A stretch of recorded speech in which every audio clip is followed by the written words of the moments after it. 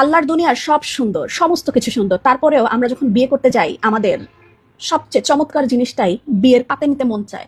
পাত্র হিসেবে অথবা পাত্রী হিসেবে আমরা চমৎকার দেখতে এবং চমৎকার বুদ্ধিসম্পন্ন মানুষই চাই। আপনি একটু চিন্তা করেন তো, এই মাদানী হুজুরকে কেন তার বউ বিয়ে করেছিল?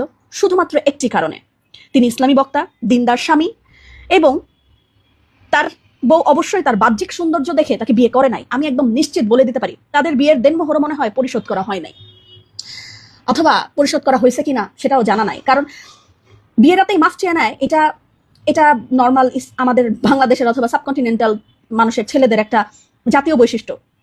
তিনি যখন জেলে ছিল তখন তার বউ কিন্তু ফিতনা থেকে বাঁচতে শারীরিক চাহিদা মেটানোর জন্য বিয়ে করেনি আরেকটা, কিন্তু মেয়েটার জন্ম দেওয়ার সময়, বাচ্চা জন্ম দেওয়ার সময় তাকে ছেড়ে দিল তার স্বামী। তখন সেই বক্তা আরেকটি বিয়ে করে ফেলছে। যার ভেতরে ইসলাম দেখে, যার ভেতরে দিনদারি দেখে তার বউ তাকে বিয়ে করলো, এখন সে সেই দিনের কথা বলে, সেই ইসলামের কথা বলে তার বউকে ছেড়ে দিল। কেন? কারণ গুনাহ থেকে বাঁচতে হবে। যার কিনা একমাত্র চিন্তা ভাবনা হবার কথা স্ত্রীর শারীরিক সুস্থতা, আর যে শিশুটি আসছে তার জন্য প্রয়োজনীয় প্রস্তুতি নেওয়া, সে সময় তার মনের ভেতর সেক্স, নতুন নারীর জন্য উত্তেজনা। ব্যাপারটা কেমন হয়ে গেল না? ইনার গুরু তো আবার আরেক কথা বলেন, যে সংসারগুলোতে ভালোবাসা থাকে সেই সংসারগুলোতে স্বামীরা এই সময় স্ত্রীর ভালো মন্দের খেয়াল রাখে। তাদের মাথায় কিন্তু আর যাই হোক শারীরিক সম্পর্ক ঘুরে না। আমি আমি আমি আজকে প্রথম ক্যামেরার দিকে তাকায় কথা বলতে পারতেছি না, আমার লজ্জা লাগতেছে। বিয়ের সময় মানুষকে বিয়ে করুন, কামার তো কুকুরদের নয়। আচ্ছা, আপনাদের কি মনে হয় যে বাংলাদেশের প্রত্যেকটা পুরুষ প্রত্যেকটা মেয়েকে শারীরিকভাবে একদম দারুণভাবে ভালো রাখতে পারে? আপনার আশেপাশের যেই ফার্মাসিগুলো আছে একটু গিয়ে খবর নেন, কি পরিমাণে কি বিক্রি হয় প্রতিদিন। আমরা মেয়েরা অথবা আরো 8-10টা মেয়েরা কি ছেড়ে চলে যায়?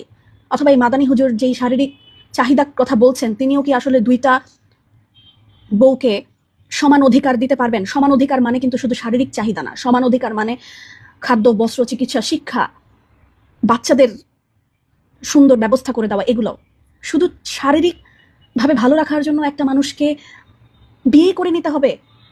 আচ্ছা, একটু অপেক্ষা করতো, মেয়েটা মাত্র প্রেগনেন্ট হয়েছে, বাচ্চা হয়েছে, একটু অপেক্ষা করতে, একটু অপেক্ষা করলে কি খুব বেশি ক্ষতি হয়ে যেত? আচ্ছা, আমরা মেয়েরা এত অসহায় কেন? এই যে আমি যে বসে বসে এই ব্যাপার নিয়ে কথা বলছি, আমি জানি অনেক ভাই এসে আমাকে গালমন্দ করবে, কারণ হচ্ছে কথাই বলা যায় না এই বিয়ে শাদী নিয়ে। বিয়ে 4টা বিয়ে, 3টা বিয়ে নিয়ে কথা বললে কিছু মানুষের একদম গায়ে লেগে যায়। কিন্তু আপনাদের যাদের গায়ে লাগছে তারাও কি একটু চিন্তা করে দেখবেন আপনারা কতটুকু পরিমাণ কষ্ট দিচ্ছেন আরেকটা মেয়েকে? আপনারা কি কোনোদিন ভাবতে পারেন যে একটা মেয়ে যদি আপনারা শারীরিক চাহিদা মিটাতে পারতেছেন না এটা বলে আপনাদের কাছ থেকে চলে যায়, লাথি মেরে চলে যায়, তাহলে আপনাদের কতটুকু খারাপ লাগবে? যদি খারাপটা আপনাদের লাগে, যদি আপনাদের আত্মসম্মানে বাঁধে, যদি আপনাদেরও গা জ্বলে, তাহলে একটা মেয়ের কেন জ্বলবে না? অবশ্যই ইসলামে এটা বিধান আছে, আমি মানি। কিন্তু মহানবী সাল্লাল্লাহু আলাইহি সাল্লাম তো এটাও বলেছেন যে যারা পারবে না, যারা হক আদায় করতে পারবে না, তারা অবশ্যই একটি বিয়ে করবে। এবং হযরত আলী রাদিয়াল্লাহু আনহু একটি বিয়ে করেছিলেন, ফাতেমাকে, মা ফাতেমাকে। তিনি শুনতেও পারতেন না এইসব কথা।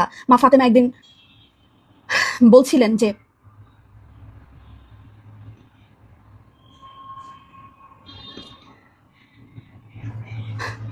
ওই ঘটনা আমরা সবাই জানি, থাক এগুলা নিয়ে আমরা কথা নাই বলি। কিন্তু আমার খারাপ লাগছে মেয়েটার জন্য, যে মেয়েটা মাত্র অন্তঃসত্ত্বা হওয়ার পরে বাচ্চা জন্ম দিল, যে বাচ্চাটা জন্মই দিল এই মানুষটার জন্য।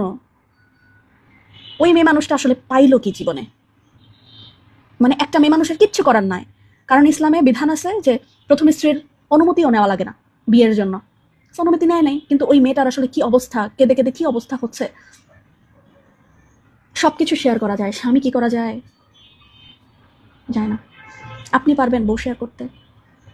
আপনি যদি না পারেন তাহলে কিভাবে আরেকটা মেয়ে শেয়ার করতে পারে বলেন? আপনারাই বলেন, একটু একটু চিন্তা করেন। বাড়ি হচ্ছে মাদারীপুর, গোপালগঞ্জের পাশে। আর মাদারীপুর তো জানেনই কি ধরনের নেতারা ছিল। তারপরেও আপনি এমন কোনো আন্দোলন সংগ্রাম নেন যেখানে আপনি বলিষ্ঠ ভূমিকা পালন করেন। আপনি এত সাহস পান কোথায়? তা আমি ওদেরকে বলি যে ভাই, আমার একটা বড় অস্ত্র আছে। বলে কি কি অস্ত্র? আমি বলি যে সেটা হচ্ছে সততার অস্ত্র। সততার অস্ত্র হচ্ছে মিসাইলের চাইতে অনেক বেশি শক্তিশালী, কামানের চাইতে অনেক বেশি শক্তিশালী। আমার কাছে সেই সততার অস্ত্র আছে, যেটা দিয়ে আমি আপনাদের জন্য নিঃস্বার্থভাবে কাজ করে যেতে চাই। আপনারা যা যা প্রত্যাশা করছেন, আমি সেই প্রত্যাশা আমি পূরণ করতে চাই।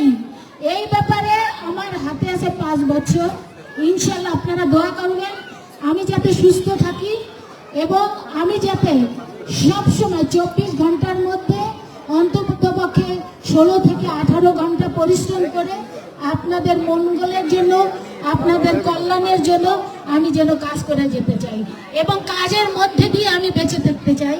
আমার মাননীয় প্রধানমন্ত্রীর কাছে আমার একটাই অনুরোধ, মাননীয় প্রধানমন্ত্রী, আপনি আমাকে পার্লামেন্টে কথা বলার সুযোগ দিয়েছেন, আইন প্রণয়নের সুযোগ দিয়েছেন এবং ঠিক একইভাবে আমি আমার এলাকার মাদারীপুরের জনগণের ভাগ্যের উন্নয়নের সুযোগ দিয়েছেন। সেই কারণে আমি আবারও আমার মাননীয় প্রধানমন্ত্রীর প্রতি কৃতজ্ঞতা জানাচ্ছি এবং সাথে সাথে ধন্যবাদ জানাচ্ছি বিএনপি নীতি নির্ধারকদের প্রতি। আর সবচাইতে বেশি বেশি শুভেচ্ছা, অভিনন্দন, ভালোবাসা এবং দোয়া কামনা করছি এই মাদারীপুরের জনগণকে। কারণ আমি দেখেছি যখন আমাকে সরাসরি আসনে নমিনেশন দেওয়া হয় নাই, আমি যত না উদ্বিগ্ন হয়েছি তার চাইতে অনেক বেশি আপনারা কষ্ট পেয়েছেন। আপনাদের চেহারা দেখে, আপনাদের কথা শুনে তখন আমি কিন্তু অনেক সময় কষ্ট পেতাম। এমনি ব্যক্তিগতভাবে আমি কি পাবো, আমি কি করতে পারবো, আমি মানুষের কল্যাণের জন্য কি করতে পারবো, মানুষের দুঃখ দুর্দশা লাঘব করবার জন্য কি করতে পারবো, সেই কাজটি আমি করে যেতে চাই। কিন্তু আপনাদের ওই কষ্ট হয়তো বা আল্লাহ পাক বুঝেছেন আর বুঝতে পেরেছেন আমাদের মাননীয় প্রধানমন্ত্রী এবং বিএনপির নীতি নির্ধারকরা। সেই কারণেই তারা আমাকে সংরক্ষিত আসনের মহিলা এমপি করেছেন।